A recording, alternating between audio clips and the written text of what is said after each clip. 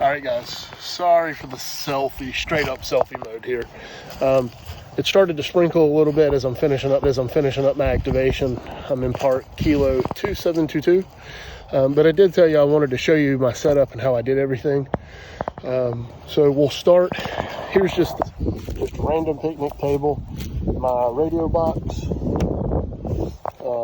Nothing fancy. It's a Archer or something like that from Amazon. It's the largest one that doesn't have wheels. Not Amazon. It came from Harbor Freight. My book bag. Inside my book bag, I carry my Coax, my antenna, and whatever I'm going to use to log, whether it's pen and paper, iPad, MacBook, whatever I'm using that day.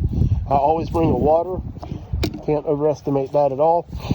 And inside the case, I keep my radio, and if I need it, a tuner, headset, microphone, jumper, long cables for my power supply, whether it's my battery that's in my book bag or not. I'll show you all that video, my case and stuff and what's in it at a later time. It started to sprinkle, so I kind of got the sensitive stuff packed away already. Here's my antenna. It's a 49-to-1 unun made by Tentennas. This is the one capable of like 150 watt load. My coax that I use is RG174. It has BNC connectors. I made some little insulators that I put on my speaker wire. When you order this box from Tentenna on eBay, highly recommend the company. They come as just the box. You have your antenna output and your counterpoise or ground, and he actually recommends not using one.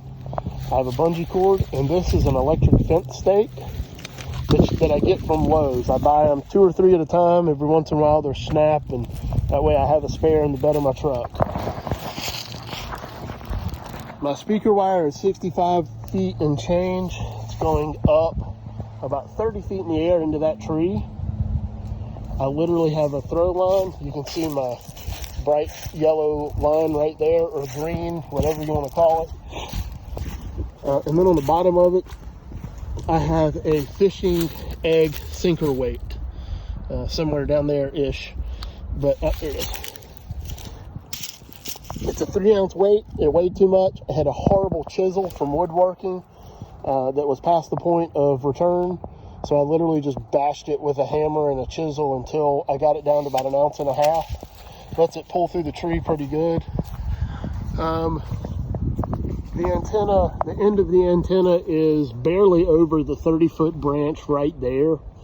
So I'm using it in a sloper configuration, and 65 feet, it doesn't take much. Today for my activation, I had contacts all over Canada, Reno, Nevada, Puerto Rico, Oregon, Texas, Arkansas, Kansas, Oklahoma, Illinois, Wyoming, and all through the Northeast. So whatever it's doing, it's working pretty good. Pretty simple, easy to set up, one and done. You know, I hate to say it, and I'm not too scared or too proud to admit it, but that throw, not this tree limb, but that tree limb, you can barely see the wire right there. It's about 30 feet. I tried to hand throw it, gosh, 4 or 5 times, you know, spinning it around like a circle and letting it fly up. And finally I just said, you know what, I bet I can throw it that high. And I threw it that high and it worked well.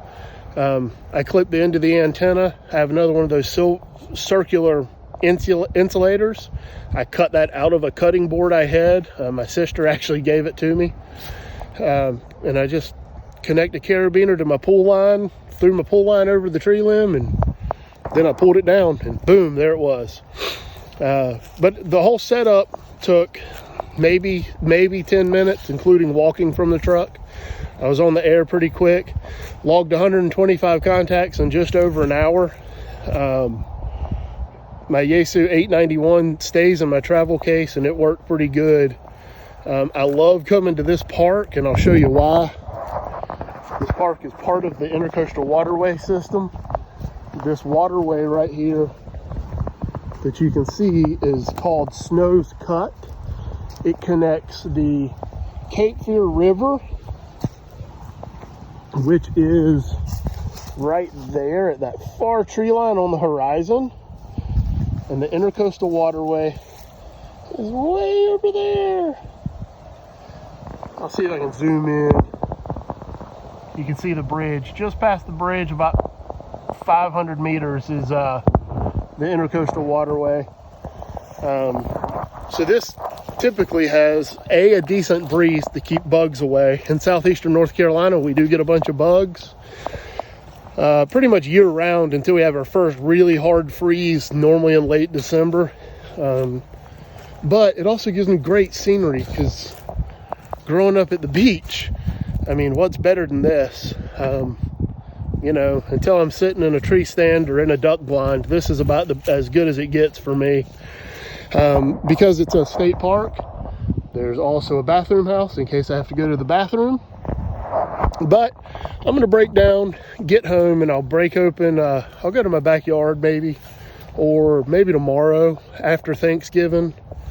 I'll open up my Go box and I'll show you how I cut everything out and how it supports the radio and tuner and what all I keep in it. Other than that, 73, Justin, KQ4CIA, Blackbeard's Radio.